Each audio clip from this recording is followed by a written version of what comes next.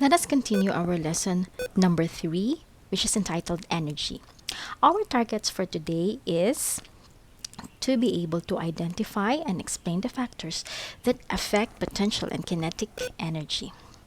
So, for the venture, are you an energetic? How would you describe an energetic person? Energy and work are related. Okay, always remember this. You are an energetic person. If you are an energetic person, you usually do activities quickly. Aside from being quick, you usually accomplish your tasks eagerly and untiringly. Let's try to look at this illustration. Play a bowling game. Roll a plastic or rubber ball along the floor to hit an empty plastic bottle. Just like doing the bowling.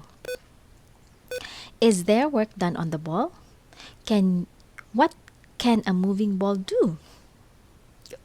Okay, you have done work on the ball. The force you exert in pushing the ball is in the same direction as the motion of the ball. But then you did not continuously push the ball until it hits the empty bottle. You just gave it a nudge and then it rolled. The force exerted on the ball changed the ball's motion. Something. Something was transferred to the ball, causing it to move continuously. The something is called energy. The energy became energy of motion of the ball.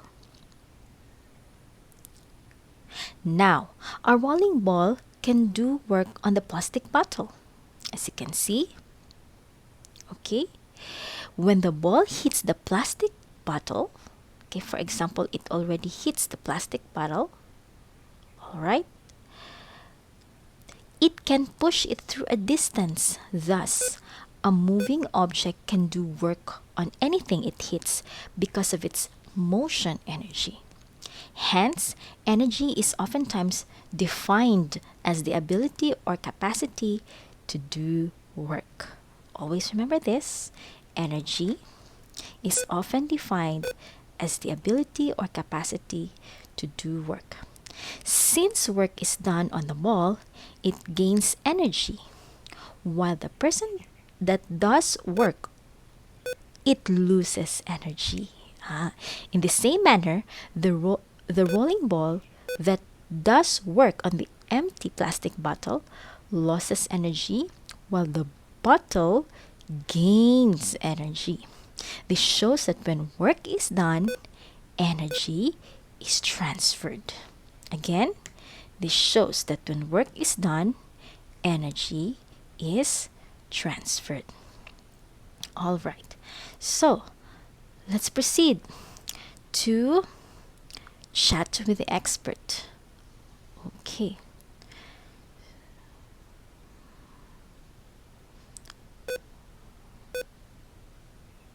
All right.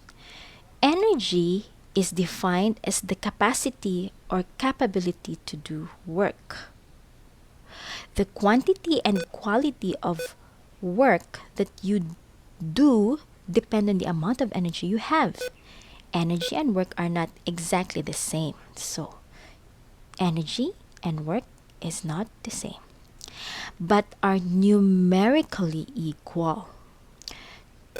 To do 100 joules of work, you must expend 100 joules of energy. There are two kinds of mechanical energy, and that is we have potential energy and kinetic energy. Kinetic energy, or KE, is the energy of a body in motion. The word kinetic comes from the Greek word kinetikos, which means moving. Kinetic energy of a body increases when the object moves faster. Okay, always remember that kinetic energy increases when the object moves faster. This energy is affected by the mass and speed of the body in motion. The faster the body moves, the greater its kinetic energy is. Technically, when mass is increased by adding another object, kinetic energy also increases. However, when mass is added, the speed decreases. When mass is added, the heavier the object will be, the speed also decreases. Therefore, kinetic energy also depends on the speed of the body. This type of energy is expressed in the equation. This would be our formula for kinetic energy, where m stands for the mass of the body, while v stands for the speed of the body. Examples of situations that demonstrates kinetic energy are a swinging pendulum, a flowing water, and a moving car. The unit of kinetic energy are the same as those of potential energy.